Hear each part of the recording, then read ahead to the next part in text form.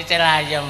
Nyicil ayem. Matur kali Bapak Subagio sekali Ibu. Lemah teles. Lemah teles iki tegese. Kloso teles. Tegese napa Mas? Gusti Allah sing bales. Ngoten nggih. Kloso garing. Kloso garing. Gusti Allah sing peparing. Oh nggih. Kloso bedah.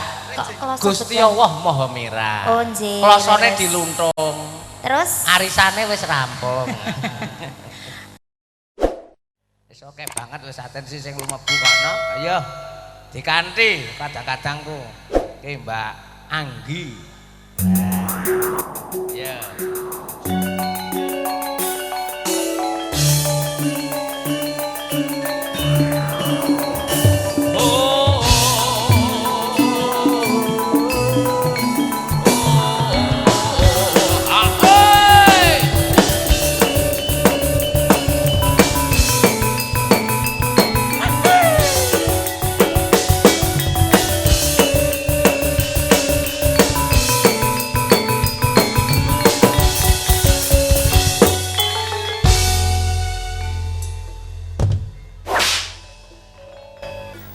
Rezeki anak soleh. Aku ya dijak nek ngono kuwi. Matur sembah nuwun Bapak, nggih mugi paringi sehat kewarasan, panjang yuswa, awet momong putra wayah.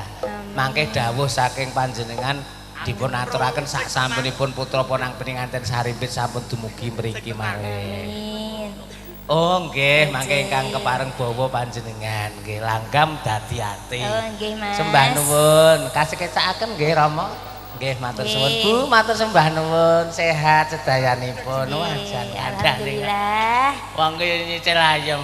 Nyicil ayem. Matur kali Bapak Subagio sekali Ibu. Lemah teles. Lemah teles iki tegese. Kloso teles. Tegese napa Mas? Gusti Allah sing bales. Oh ngoten nggih. Kloso garing. Kloso garing. Gusti Allah sing peparing. Oh nggih. Kloso bedah.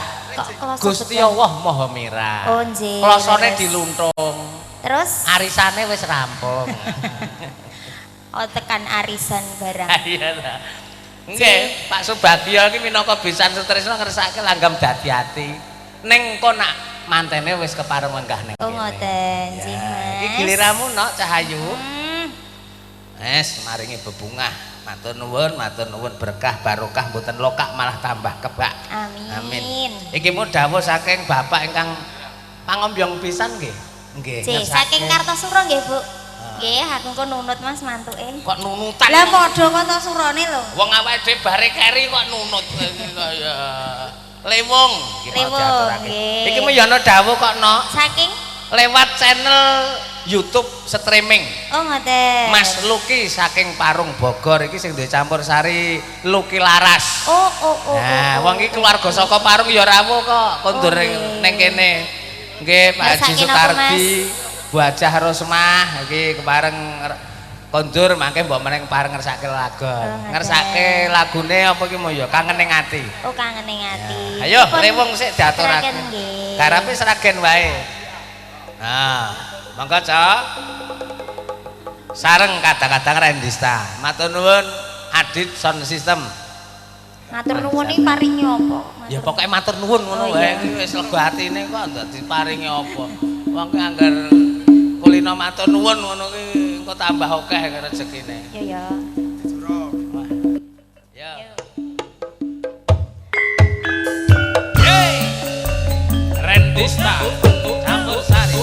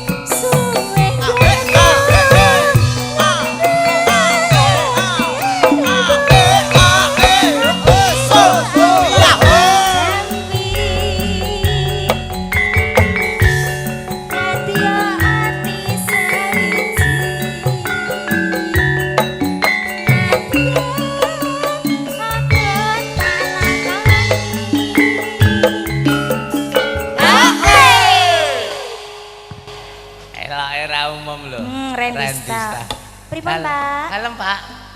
Oh, nggih. Oh, sampun. Mboten napa nggih, kula telas keriyen nggih, Pak. Nggih. Wong wau nyuwun iringanipun ketawang Ibu Pertiwi. Ora nggo Pak Pung sik ya, Mas. Heeh. Kok cepet men ra nggo Pak Pung? Manten kok ngenteni Pak Pung ya tamune selak dukun. Lah kan keringetan lho. Padake kowe anger nyang Pak Pung, nyang Pak Pung. Nyang apa lho? Nyang apa? Nyang kula omah resik-resik lho. Ya kotor ya. Sabda pandita. Sinartan lumarapipun Sirat Mojo Konang Pininganten Saribit yo.